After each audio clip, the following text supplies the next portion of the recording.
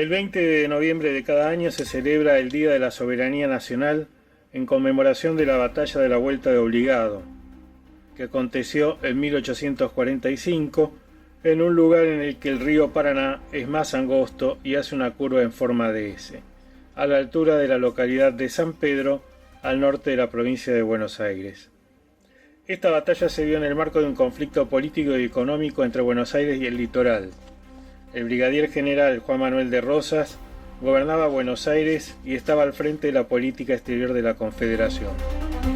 La crisis oriental tuvo dos dimensiones, una regional que involucró las luchas políticas de argentinas y orientales, y otra internacional que superpuso el conflicto con el Estado oriental, otro con Francia.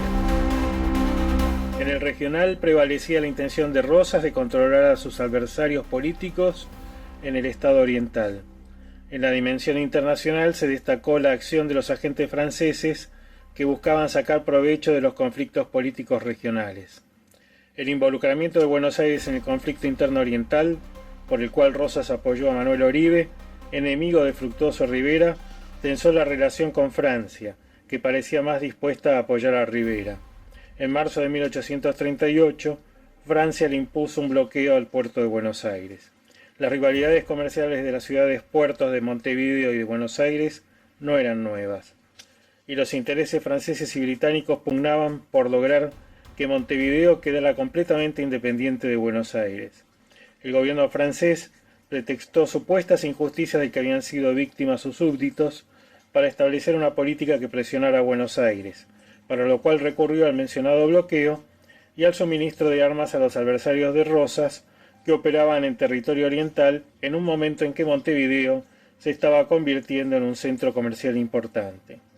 Por su parte, el gobierno de Londres escuchó atentamente las quejas de los banqueros y comerciantes de Liverpool y Manchester sobre sus dificultades en el Río de la Plata, pero rechazó la propuesta de algunos orientales de que el Estado oriental se convirtiera en un protectorado de la corona. Sin embargo, los comerciantes británicos establecidos en Buenos Aires se opusieron a esa operación militar debido a que el gobierno porteño los favorecía y protegía especialmente. Lord Aberdeen, a cargo del Ministerio de Asuntos Exteriores británico, propuso una mediación anglo-francesa para presionar a Rosas a negociar con sus enemigos en Montevideo, pero se negó a aceptar la interferencia extranjera.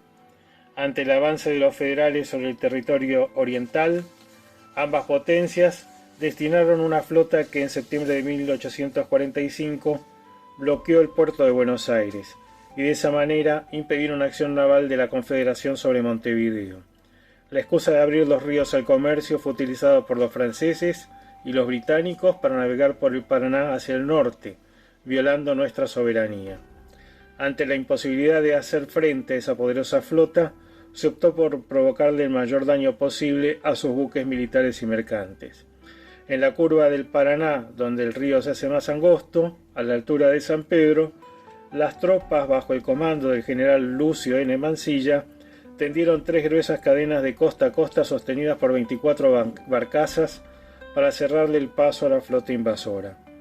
Dado que ésta no podía avanzar hasta que no cortaran las cadenas y liberaran el río de las barcazas, la intención era provocarle bajas a los soldados y marineros mientras llevaban a cabo esa acción.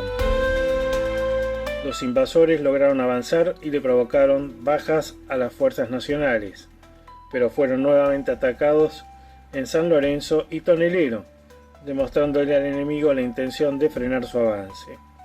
La batalla de la Vuelta de Obligado del 20 de noviembre de 1845 constituye un hito fundamental en la historia argentina y por ese motivo se lo conmemora como el Día de la Soberanía Nacional. Según el historiador canadiense H.S. Fearns, el propio Aberdeen admitió que su política había sido errónea e injusta y echó la culpa de todo a su representante en Buenos Aires. Cuando Palmerston reemplazó a Aberdeen, procedió enseguida a reparar el fiasco y negoció un nuevo tratado de paz y navegación que reconoció los perjuicios causados a la Argentina y dispuso la devolución de los buques de guerra argentinos apresados durante las hostilidades, así como el saludo de las naves de guerra británicas al pabellón argentino, en reconocimiento de la soberanía del país en el Río de la Plata. Los ingleses levantaron el bloqueo en 1847, mientras que los franceses lo hicieron al año siguiente. Los tratados de paz recién se alcanzarían en 1849 y 1850. En pleno siglo XXI, los logros de mediados del siglo XIX con respecto a la soberanía nacional están siendo menoscabados. El actual gobierno argentino de Milei ha perjudicado los intereses nacionales al no construir el Canal Magdalena y favorecer la dependencia de Buenos Aires y del comercio exterior argentino al puerto de Montevideo, donde se benefician los intereses británicos y la pesca ilegal en el Atlántico Sur. La construcción del Canal Magdalena es una obra estratégica para la Argentina y para la soberanía nacional.